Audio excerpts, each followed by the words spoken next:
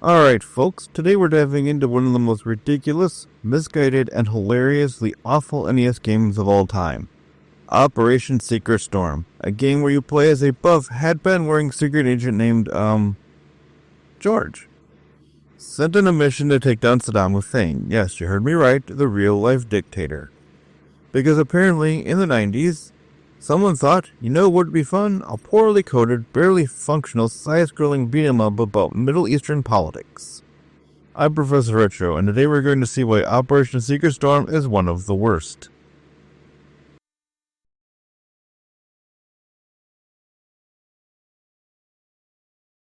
First, let's talk about the story. According to the game's manual, you're on a mission to infiltrate enemy territory and stop Saddam's evil plans. What are those evil plans?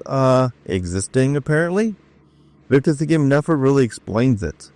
You just get dropped into the desert with zero context and have to start punching dudes in the face. That's right. Forget guns, forget stealth, forget actual tactics. Just walk up to enemy soldiers and bare-knuckle box them into submission. Truly the height of military realism.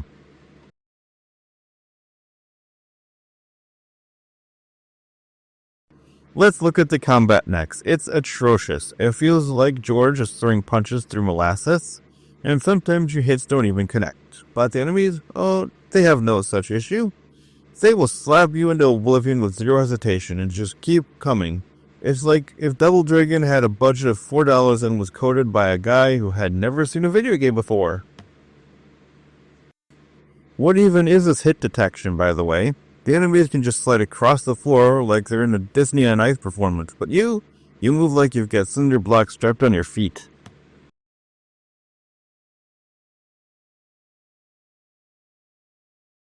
And the level design, wow, stunning, breathtaking, revolutionary. Wait, I meant lazy, barren, and uninspired. The first level is just a desert. That's it. Nothing but endless beige wasteland, filled with the same three enemy types. Oh, and if you thought it would get better, spoiler alert, it doesn't. The entire game, level design is basically desert, alleyway, another desert, a cave, another alleyway. It was like the developer ran out of ideas before they even got started.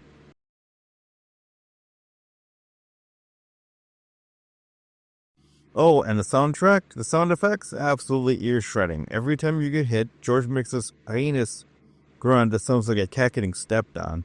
And the music loops in the most annoying way possible, like someone bashing two Game Boys together and calling it a melody.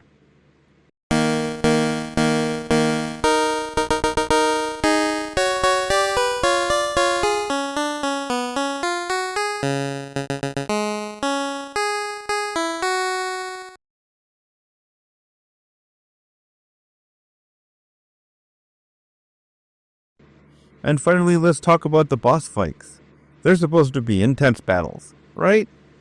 Well, wrong. Every single boss just walks back and forth, occasionally throwing a punch, and has more health than should be legal. It's less epic battle and more punching a brick wall and hoping it eventually falls over. And yes, the final boss is Saddam Hussein, who fights you with his fists. That's right, in this game's version of reality, world leaders SOCOM flex through a street fight like it's a WWE match. This is historical accuracy at its finest, folks.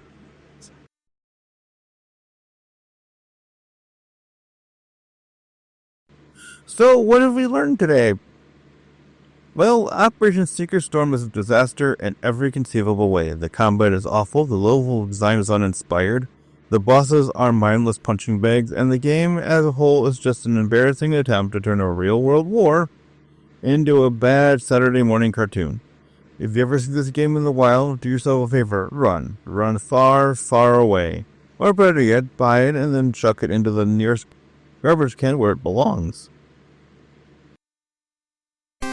So, thanks for watching, and if you enjoyed this breakdown of one of the worst NES games ever, be sure to like, subscribe, and let me know in the comments what other digital disasters you wish to torture me with next. Until next time, I'm Professor Retro, reminding you to keep your controllers plugged in, your consoles turned on, and keep gaming. Peace out and stay frosty.